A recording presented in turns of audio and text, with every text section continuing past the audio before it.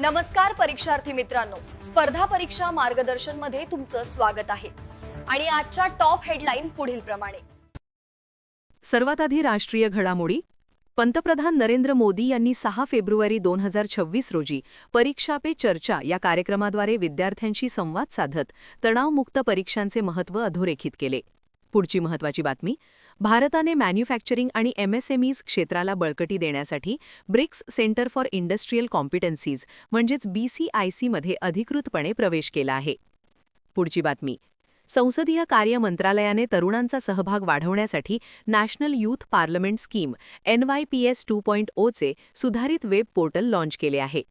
पुढची महत्त्वाची बातमी, ओडिशातील पॅरादीप बंदराला स्वच्छता मोहिमेतील उत्कृष्ट कामगिरीसाठी स्वच्छता पखवाडा पुरस्कार 2025 देऊन गौरविण्यात आले आहे।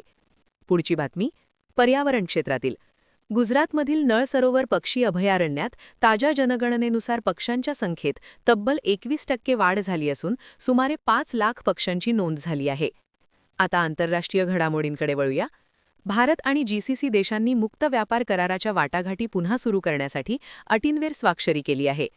पुढची महत्त्वाची बातमी, मुलांच्या मानसिक आरोग्याच्या दृष्टीने स्पेनने 16 वर्षांखालील मुलांसाठी सोशल मीडिया प्लॅटफॉर्मवर बंदी घालणारा कायदा लागू केला आहे।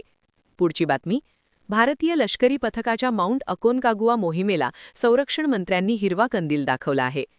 आता अर्थव्यवस्था आणि बँकिंग क्षेत्रातील अपडेट।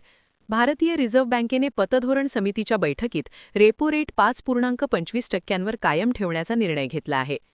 पुढची महत्त्वाची बातमी, गोल्डमन सॅक्सने भारताच्या 2026 मधील GDP वाढीचा अंदाज 6.60%वरून वाढवून 6.9% केला आहे। पुढची बातमी, केंद्रीय अर्थमंत्री निर्मला सीतारामन यांनी 16व्या वित्त आयोगाचा अहवाल संसदेत सादर केला असून राज्यांचा वाटा 41% निश्चित करण्यात आला आहे। आता महाराष्ट्र विशेष। नांदेड महानगरपालिकेवर प्रथमच भाजपचा महापौर निवडून आला असून कविता मुळे यांची निवड झाली आहे। आणि शेवटची महत्त्वाची बातमी, पंचायत प्रगती निर्देशांक म्हणजेच PAI 2.0 नुसार त्रिपुरामधील पंचायती अव्वल ठरल्या असल्या तरी महाराष्ट्रातील विविध ग्रामपंचायतींच्या डेटा पडताळणीचे काम पूर्ण झाले आहे। तर मित्रांनो, या होत्या आजच्या महत्त्वाच्या चालू घडामोडी। अशाच स्पर्धा परीक्षा उपयुक्त अपडेट्ससाठी चॅनलला सबस्क्राईब करा। धन्यवाद।